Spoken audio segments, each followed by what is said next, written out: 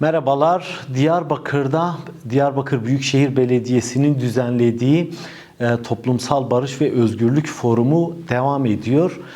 Çok enteresan bir deneyim çünkü çeşitli hem Türkiye içinden hem yurt dışından çok sayıda isim Diyarbakır'da barışı tartışmak üzere buluştu. Farklı deneyimler tartışılıyor. Ve en önemlisi de 2024'ün sonundan beri Türkiye'de başlayan ve PKK'nın feshiyle, kendini feshetmesiyle devam eden yeni barış süreci tartışılıyor. Tıkanmalar var. İktidar yasal düzenlemeler yapmadığı için süreç ilerlemiyor deniyor. Kürt hareketinin ve Kürt hareketinin aktörlerinin çekinceleri var. Hükümete yönelik eleştirileri var. Fakat bununla birlikte artık Kürt meselesinin silahlı bir aşamadan çıkıp demokratik yollarla tartışılıp çözüme kavuşturulması yönünde çok güçlü bir irade var Kürt hareketinde, Kürt kamuoyunda ve Türkiye siyasetinde. Peki bu süreç başarılı olabilir mi? Ve gelinen aşamada yaşanan tıkanıklıklar nasıl aşılabilir? Diyarbakır'da buluşmanın anlamı nedir? Bunları konuşacağız. Gazeteci Hasan Cemal ile. Hasan Cemal, Türkiye'de Kürt meselesiyle ilgili en kapsamlı, en derinlikli çalışmaları yapmış. Kürtler isimli kitabıyla bu alanda çok ciddi bir ezber bozucu isim. Dolayısıyla onun görüşleri bizim açımızdan son derece önemli. Hoş geldiniz. Teşekkür ederim İrfan. Sağ ol. Şimdi isterseniz sondan başlayalım. Diyarbakır'da buluşuldu. Çeşitli paneller, konferanslarda da barış ihtimali tartışıldı. Kimileri iyimser, kimileri karamsar, bazıları da daha mütereddit bir pozisyonda bu sürecin devamlılığı konusunda. Siz nasıl bir aşamada olduğumuzu düşünüyorsunuz? Vallahi İrfan, her şeyden önce Diyarbakır'da bugün oturup barışı konuşmak, barışı tartışmak, barış ve özgürlük ismini taşıyan bir konferans düzenlemek, bu başlı başına bir olay. Diyarbakır'ın geçmişini, burada yaşanan acıları şöyle bir hatırlayınca bunun kendi başına bir ilerleme olduğunu görüyorsun. Ama bu demek değildir ki bu süreç, terörsüz Türkiye süreci, barış süreci adına ne dersen de sorunlu değil. Sorun var. Ben de 3. gündür buradayım. 2 gün Diyarbakır'da dolaştım. Eski Diyarbakır'da, Sur'da, Sur içinde, meydanlarda,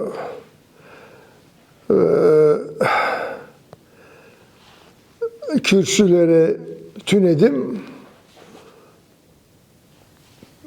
Öyle insanlarla konuştum.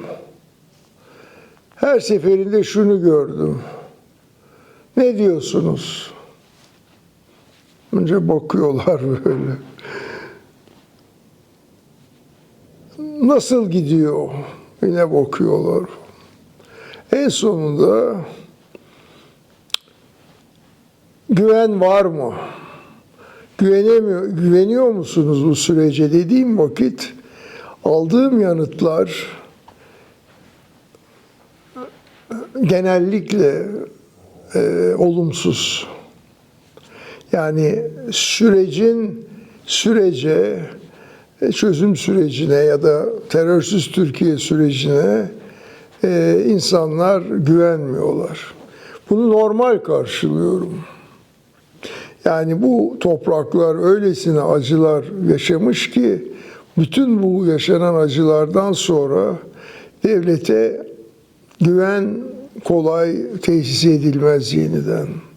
Bir de siz çok başından beri çok eski deneyimli bir gazetecisiniz. Bu meselenin başlangıcından beri tanıksınız.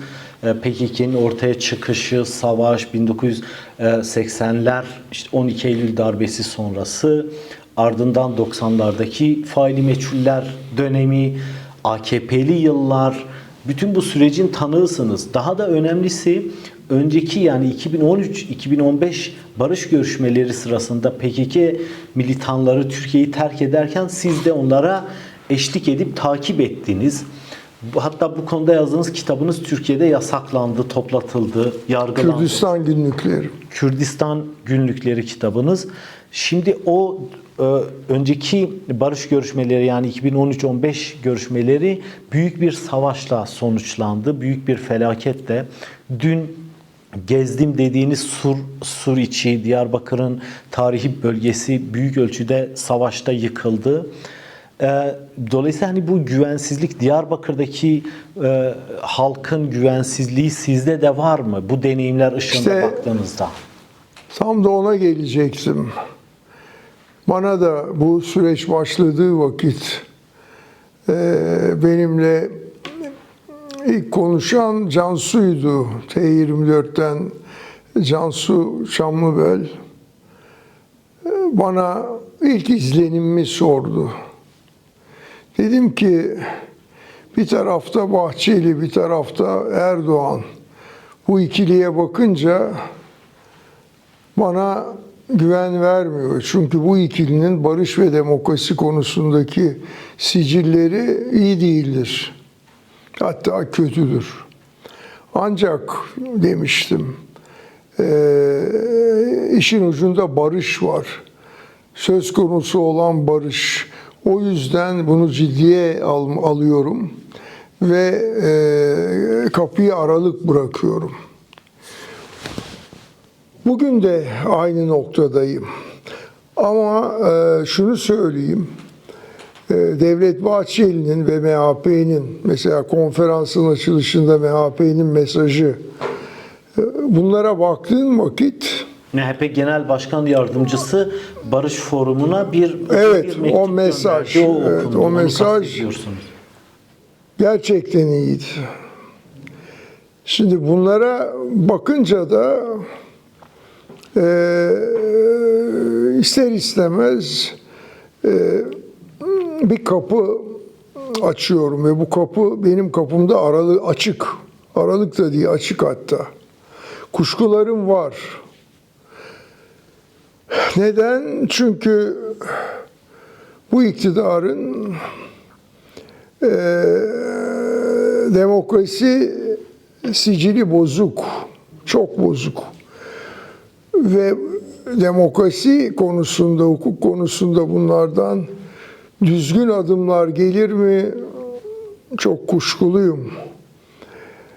Neden bunun üzerinde duruyorum? Çünkü barış soyut bir kavram değil. Hele bu topraklar için, hele Diyarbakır için. Barış dediğin vakit barış kalıcı olacak, barış hakçı olacak, barışın içi doldurulacak. Barış sağlam bir zemine oturtulacak. Barış o zaman barış olur. Bunun olabilmesi için de demokrasi lazım. Hukukun üstünlüğü lazım. Adalet lazım. Özgürlükler lazım. Bunlarla barış kurulur. Bu olmadan bir yere gidemeyiz. Ancak şu da çok önemli. Bugün Öcalan devlet tarafından muhatap alınmış durumda. Bu çok önemli. Çünkü 30 küsür yıllık bir isyan bu. En büyük Kürt isyanı. Evet, bunun içinde terör var, şiddet var ama bir isyan. Bu isyanı örgütleyen, yöneten Öcalan bunca yıldır hapiste, İmralı'da.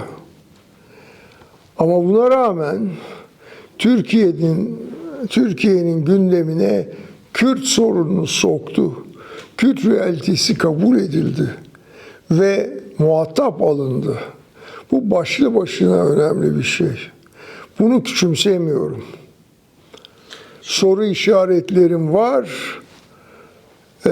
kuşkularım var ama bunu da küçümsemem mümkün değil. Bir tane Almanya Anlatabildim değil mi? Evet, evet, gayet iyi anladım. Ha. Almanya merkezli bir vakfın indeksi var. Küresel ölçekte işte otokratik ve demokratik yapılarla ilgili son 20 yıldır bir indeks tutuyorlar. Bertelsmann Vakfı galiba. Bertelsmann. Bertelsmann.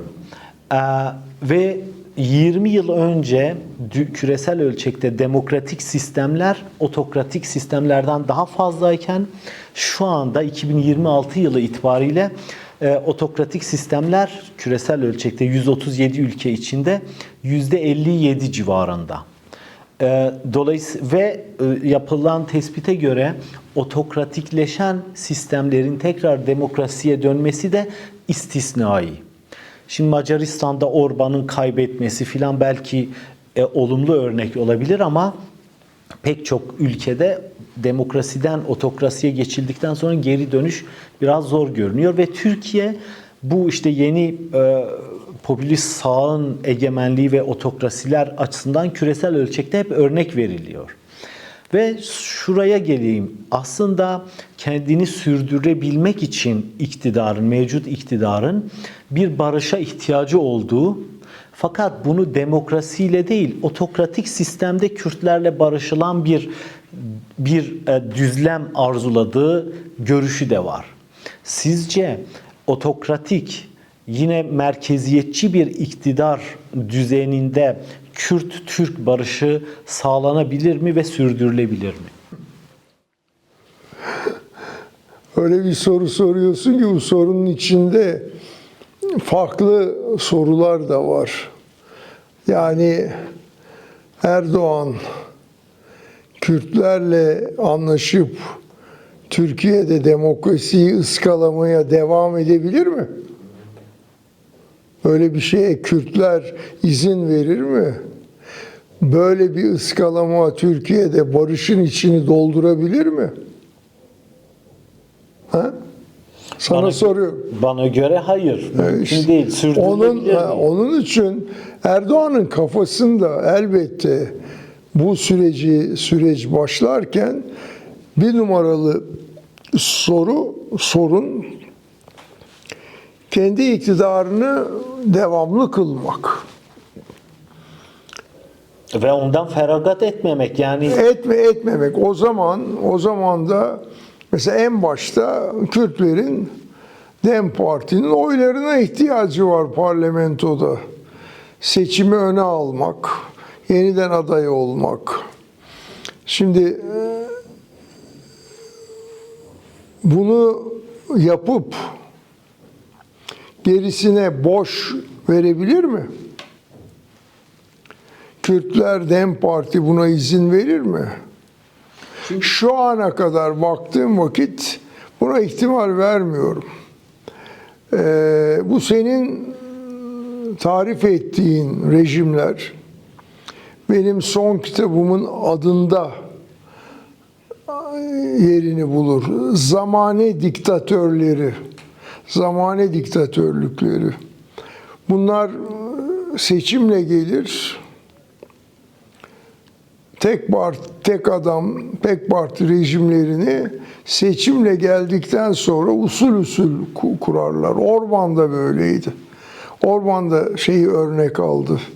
Erdoğan'ın şemasını. Hatta yer yer Trump'ın da Erdoğan'dan feyz aldığı Evet, söyleniyor. yani bu geldi usul medyaya hakim oldu, yargıya hakim oldu. Güçler ayrılığına son verdi.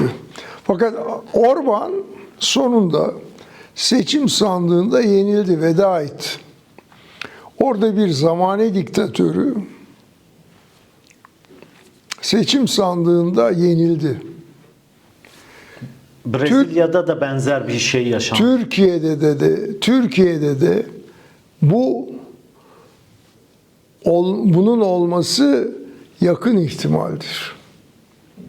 Türkiye'de de 19 Mart darbesi sonrasında uyanan, büyüyen demokrasi direnişi. Yani İstanbul Büyükşehir Belediye Başkanı Ekrem İmamoğlu'nun tutuklandığı 19 Mart Evet, 2025. ona ben darbe diyorum. 19 Mart darbesidir. O rejime açık bir darbedir.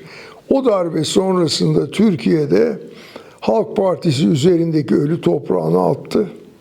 Sokağa çıktı. Kitleler sokağa çıktı. Özgür Özel lider olarak sahneye çıktı 19 Mart sonrası ve bu kadar zamandır ciddi bir demokrasi mücadelesi veriyor ve bu durmuyor. Bunu haksız yere buna dudak bükenler var, küçümseyenler var. Ellerinden geleni yapıyorlar ki bu hareketi bölsünler, Halk Partisi'ni bölsünler falan. Fakat benim gördüğüm bu direniş Türkiye'de büyüyor. Seçim sandığı meydana konduğu anda bence bu Türkiye'de de bu tek adam rejimi devrilecek. Tıpkı Orban'ın başına geldiği gibi. Bu ihtimal yakın. Ama bu ihtimale bakıp bunlardan hiçbir şey olmaz. Yani Bahçeli Erdoğan ikilisinden hiçbir şey olmaz. Barış ve demokrasi adına hiçbir şey beklenmez demek de fazla abartılı olur. Yanlış olur. Buna da kapıyı aralık bırakmak lazım. Mesela Halk Partisi'nde de bakıyorum. Özgür Özel bu konuda dikkatli konuşuyor. Belki de ilk defa bir Halk Partisi lideri olarak da Kürt sorununda çok cesur laflar ediyor. Ve DEM Parti ile ilişkiyi götürüyor. DEM Parti'nin yönetici lider kadrosu da gayet iyi bu konuda. Yani ama senin o sorun kritik bir soru. Yani otoriter bir düzlemde barış. Otoriter bir düzende barış dediğin vakit otoriter düzenin hukuk ve demokrasi açığı var. Demokrasi ve hukuk açığı olan bir rejim kalıcı bir barış kurabilir mi? Bence kuramaz. Üstelik Kürtlerin hakları demokrasi ve özgürlüklerden geçtiği Aynen. Yani o zaman nasıl olacak bu? Geçmişte bunu yaşadık. Habur kapısı açıldı, geldiler. 2009 yılında bir grup PKK'linin O bitti. 2013'te yine baktı ki seçim sandığında kendisine bir şey getirmiyor bu 2013 süreci. Vurdu tekmeyi geçti. 2015 yılında. Yani. Oysa ne kadar çok desteklemiştik o zaman da. Şimdi son soru aslında iki şey barındırıyor. Tarihte, yani bu savaşın tarihinde sizin de bizlerin de tanık olmadığı bir şey yaşandı bu son süreçte. Şimdiye kadar milliyetçi, militarist söylemle, hatta yer yer anti-Kürt, Kürtlerin varlığını inkar eden söylemle Türk milliyetçiliğinin başını çeken Devlet Bahçeli ve Milliyetçi Hareket Partisi, lideri olduğu Milliyetçi Hareket Partisi çok şaşırtıcı bir biçimde tamamen farklı bir rotaya girdi. Abdullah Öcalan'ı muhatap alan, onu kurucu önder olarak sıfatlandıran ve ona bir statü tanınması gerektiğini söyleyen bir Devlet Bahçeli. Ki daha önce sahnelerden, platformlardan Öcalan'ın asılması için urgan atan kişiydi Devlet Bahçeli.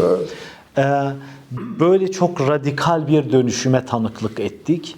Bir diğer radikal dönüşüm ise PKK'nin daha önce 1999 Öcalan'ın Türkiye'ye getirilmesinden sonra PKK yine ismini değiştirmişti. Yani kendini feshetmemişti ama KADEK olmuştu. Ve Türkiye'den çıkmıştı bütün militanlarıyla birlikte. Ama bu sefer ya ilk defa hem kendini feshetti hem de Türkiye'ye karşı silahlı mücadeleye son verdiğini ilan etti. Bu da hiç tanık olmadığımız bir radikal dönüşümdü. Her iki tarafta böyle bir radikal adımlar atıldı. Bunlar bize ne anlatıyor geleceğe dair? Vallahi bir klasik benim değişim var. Tabii bana ait değil. O da şu: acıların esiri olmayacağız. Acıların esiri olursak barışı kuramayız. Yaşadığımız acılar bizi olgunlaştıracak. Biz bu acıları yaşadık ve bu acılar bizi olgunlaştırdı. Birbirimizi tüketemeyiz. Birlikte yaşamayı şiar edilmeliyiz. Birlikte birbirimize tahammül ederek, birbirimizin inançlarına, düşüncelerine tolerans göstererek, saygı göstererek yürümeliyiz. Çağdaş ya da modern ya da barış içinde yaşamak bu. İkinci Dünya Savaşı sonrasında bu barış yaşananlardan ders çıkarılarak, yaşanan acıların esiri olmadan demokrasiler kuruldu. Avrupa Birliği barış temelinde kuruldu. Ve bu çok başarılı oldu. İnsanlar, Fransızlar, Almanlar onca yıl birbirlerini yüzyıllar boyu kestiler, ettiler. Sonunda bunun bir çıkar yolu olmadığını anladılar. Bu yani şunu söylemek istiyorum. Tarih her zaman oluk gibi kan akarak yazılmıştır. İnsanlık tarihinde acılar hep vardır. Bugün de var. Gazze'de var, İran'da var, Filistin'de var. Hala bu acılar yaşanıyor. Ama bir yerde bu acılardan çıkarılacak derslerle kendimize yol göstermemiz lazım. Bu bakımdan meydanlarda kürsülerden urgan atarak APO'ya ölüm diyen Bahçeli'nin APO'yu kurucu önder ilan etmesi olumlu bir gelişme. Aksini söyleyemem. Ama bunun devamı ancak demokrasi, özgürlük ve hukukla gelir. Ben buna bakarım bundan sonra. Başta da belirttim, hani ifade etmek ne kadar doğru bilmiyorum ama 80 küsur yıl yaşıyorsunuz bu ülkede. 82 oldu. 82 oldunuz.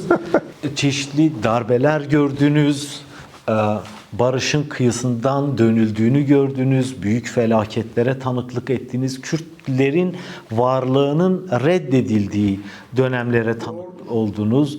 12 Eylül 1980 darbesi sürecinde Diyarbakır'da, şu an bulunduğumuz şehirde, hapishanelerde tarihte eşi benzeri görülmemiş işkencelerin yaşandığı dönemi de gördünüz. Kürtler kitabımın girişinde Ferhat Cemiloğlu vardır. Evet, Ferhat Genç olsam daha çıkardım demiştir. Evet. Çünkü dışkı bok yedirilmiştir. Diyarbakır Askeri Cezaevinde bütün ayrıntılarıyla da anlatılmıştır. Anlatmıştır o. Ferhat Cemiloğlu orada size şunu söylüyor, hani aslında PKK'li falan da değil, sadece Kürt olduğu için tutuklanıyor. Tabii. Ve çıktıktan sonra PKK'lı da değil zaten. Değil, evet. Ama Kürt olduğu için bunlara maruz kalıyor. Şimdi siz bir Türk olarak, hatta diyelim beyaz Türk olarak Kürtlerin macerasına baktığınızda, bütün bu işte 80 yıllık en azından sizin ki bu Kürt meselesinin çok yapısallaştığı bir döneme de denk geliyor. Sizce Kürtler gelinen aşamada Türkiye'de ve Orta Doğu'da nasıl bir durumdalar? Hala devletsiz bir halk ama yeni formüller üretiliyor ya da öne sürülüyor, entegrasyon gibi. Sizce bu iş nereye varacak?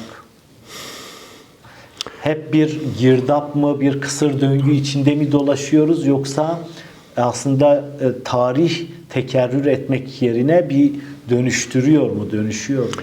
Bu sorunun can alıcı noktası bu. Türkiye Kürtlerin en büyük parçası. Türkiye nüfusunun da 1/5, değil mi? Evet. Neredeyse. Öyle bir nüfus sayımı yapılamıyor. Yapılamıyor ama bu da genel kabul görüyor. Evet, Kürtler hep işte 20 milyon deniyor ama 20 yıldır hep 20 milyon deniyor. 20'nin de üstünde Tabii. olabilir. Şimdi burada Kürtler Türkiye'de demokrasi ve hukukun üstünlüğü sistemi içinde Türkiye devletinin bir parçası olursa, eşit bir parçası,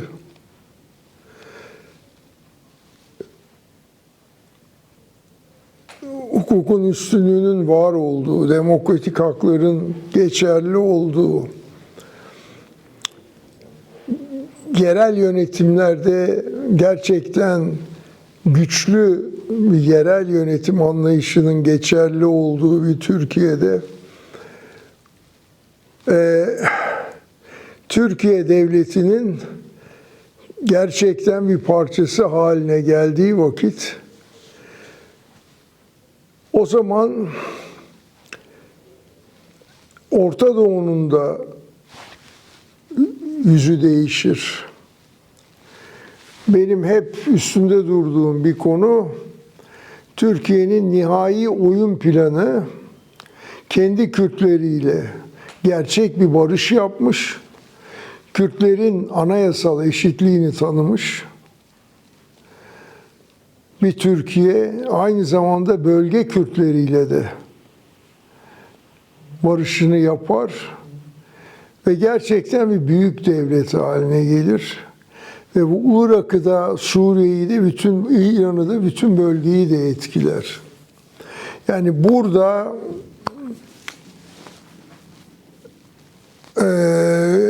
bir panelde, Barış ve Özgürlük panellerinden birinde Cengiz Çandar bunu belirtti. Ve dedi ki, Türkiye Kürtleri Türkiye'nin, devletin bir parçası haline geldikleri vakit o zaman bütün bölge de değişir. Buna katılıyorum. Yani söylemek istediğim bu. O zaman ayrı bir Kürdistan, bağımsız bir Kürt devletine de ihtiyaç kalmıyor. Bu şeyden hareketle söyledi bizim Cengiz Çandar. Iraklı Kürt lider Mam Celal bana da söylemişti. Celal Talabani ona da söylemiş. Bizim kafamızın arkasında her zaman bağımsız Kürdistan hayali olacaktır, ideali olacaktır diye. Aynı şeyi bana Mesut Barzani de söylemiştir. Hem de birkaç kere. Hatta son görüşmemizde sen sormadan söyleyeyim, bağımsız Kürdistan benim kafamın arkasında hala var diye. Şeyde de Irak Savaşı sonrasında da Kuzey Irak'ta fiilen kendilerini yönetiyorlar. Evet. Yani burada Kürtlersiz bir bölge olmaz. Kürtlersiz bir Türkiye ve Türkiye devleti olmaz. Kürtler de bu topraklarda Türkiye Devleti'nin ayrılmaz bir parçası haline gelecektir, gelmelidir. O da demokrasi ve hukuk çerçevesinde yerli yerine oturmalıdır. O bakımdan demokrasi ve özgürlük, Barış ve Özgürlük Konferansı Diyarbakır Belediyesi'nin düzenlediği çok yerinde olmuştur. Onları da kutluyorum. Eş başkanları. Çok teşekkür ederim. Bence, İşe yaradı mı? bence evet gayet yaradı. Çok teşekkürler. Hasan Cemal'le konuştuk. Türkiye'nin en deneyimli gazetecisi, belki Kürt meselesi konusunda da tarihsel bağlamıyla birlikte en derinlikli Mahcup etme. Yo estağfurullah. Ama en derinlikli gazetecilik ürünlerini ortaya çıkarmış kitaplarıyla. Onunla kapsamlı bir söyleşi yapmış olduk. Görüşmek üzere, hoşça kalın.